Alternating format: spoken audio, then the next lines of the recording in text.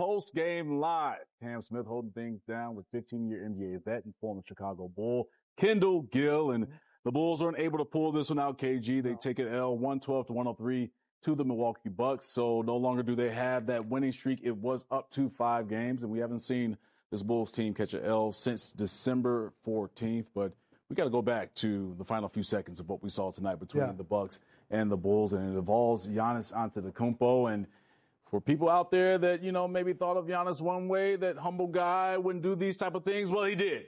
A windmill to finish off the game to get his 29th point of the night, KG. No, he did. And listen, I can go back to my second year in the league where I did this against the Seattle Supersonics when I was with the Charlotte Hornets. I didn't know the rule, but I scored the basket anyway, and we had won the game. Danny Ainge, who was playing with the Seattle Supersonics at that time, takes the ball out of bounds, pretends like he is going to throw it down court, and throws it and hits me right in the face with the basketball. Okay, so that let me know that that was the unwritten rule. Yeah. By the way, Danny Ainge, I'm trying to get you on the next Jake Paul Undercard, but I still remember that. 30 still has smoke for you, Danny Ainge. 30 years later, Danny Ainge, I'm still looking for you, brother. Okay, because that was a cheap shot. But I learned that that was the unwritten rule on that play, and that's exactly what you saw here. Giannis should know that, though, because he's not in his second. Unlike me, who was only in his second year in the league, Giannis been in the league. He knows the rule. And that's the thing about Giannis, because if the roles were reversed, if that was Montes Buzelis or maybe a Coby White or guys that have been in the league long enough to know that unwritten rule, he would react the same way and walk up to that player and say, hey, why did you do that? So that was the surprising thing for me of watching Giannis do that. As he started to gather his steps, I'm like, wait a minute, is he really about to do this? And not only to score, but to windmill it. I mean, that's an emphatic dunk to finish off a ball game. You're trying to send a statement in a rivalry that is Bulls-Bucks. He is. Obviously, he doesn't like the Bulls too much. You know what I mean? Because he wouldn't have done that had he not had any type of feeling towards the Bulls. But, hey, like we said, we play win February 3rd? Yep, February 3rd in Milwaukee. That's the next matchup. Now you go to Milwaukee. Is that game in Milwaukee? Yes, it is. If it's in Milwaukee at Pfizer's Stadium, now you go in there and you just totally blitz this Milwaukee's team, and you remember what happened tonight. Look, if you are, and I'm sure you would maybe agree with me on this one, KG, but now my competitor basketball mind is coming out in that ball game, and Giannis has a run to the rim or he tries to power up for a dunk. Just give him a little foul just to let him know, a physical foul, to let him know that we're here and we remember what you did when you were in Chicago. No, you have to, or else he's not going to respect you. Right. He's just going to bully you the whole time. Yeah, and it's not trying to maliciously hurt someone. We're not saying that. Not trying to maliciously hurt someone, but you got to let him know that you didn't appreciate what he did to you. It's sort of like the bully coming in and taking your lunch.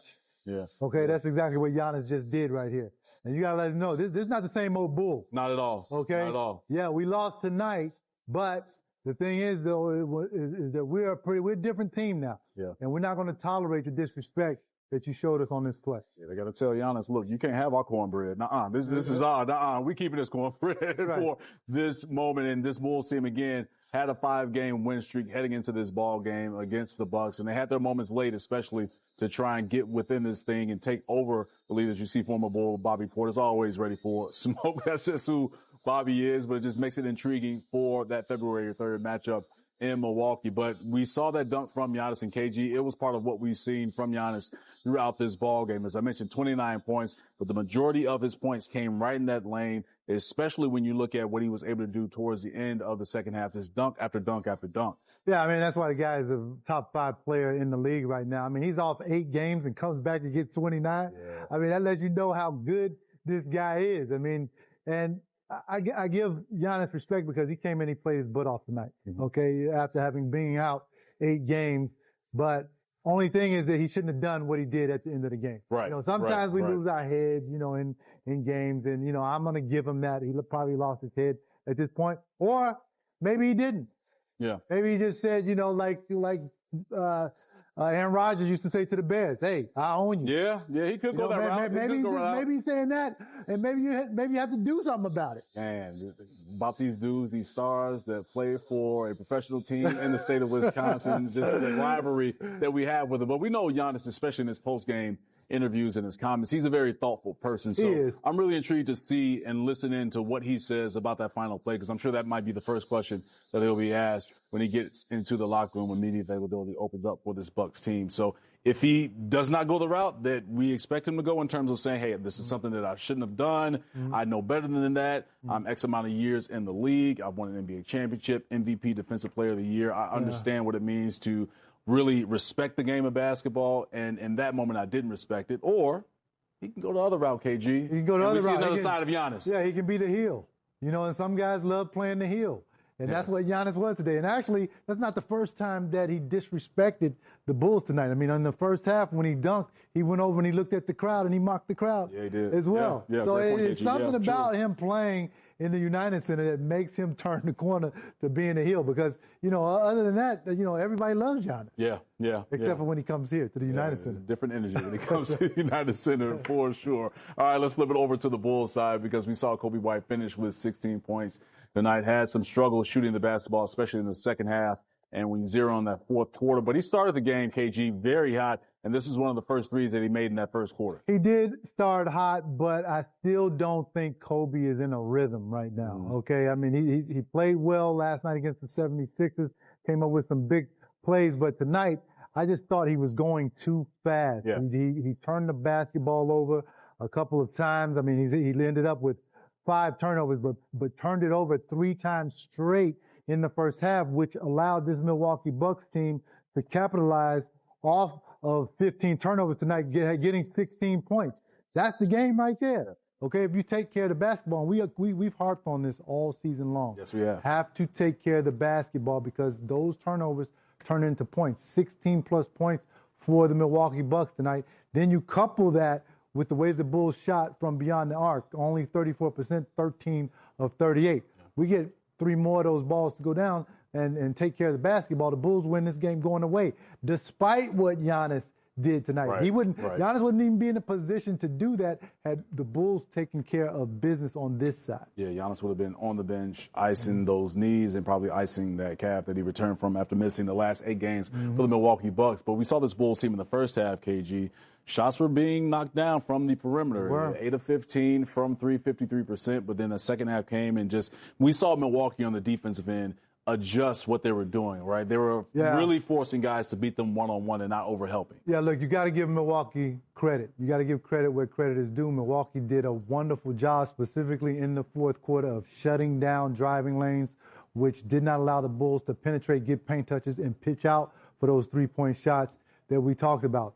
The Bulls went 2 of 8 from 3 in the fourth, which normally they're knocking down their 3-point shots at that point. But because of the Milwaukee defense tonight in the fourth quarter, the Bulls were just, I mean, they forced them into bad shots. You saw the bad shot that Coby White took at the end of regulation there. I thought he probably could have got a better shot if you heard Stacey say should have called Vuce out to get a pick and roll where he can get a better shot. But unfortunately, he didn't. Because at that point, it was 23 seconds left in regulation for Coby. And with the Bulls having a timeout, you had enough time to really kind of get Vuce out there, ball screen, and see if either you can get to the paint to score or maybe get a pick and pop with Vuce 4-3. So something that Coby White, we're sure of, is going to go back, watch the film, and be better for this next ball game for the Bulls, which will be Monday right here in the United Center against the Timberwolves. But going back to the Milwaukee Bucks side, we got to talk about former Chicago Bull Bobby Portis. Spent his first 4 seasons in the NBA here in the city of Chicago. I'm getting sick of Bobby. I am as well. I'm getting sick of seeing him in that Milwaukee. You talk about Giannis turning into a heel potentially. We know Bobby has always been the heel. He's comfortable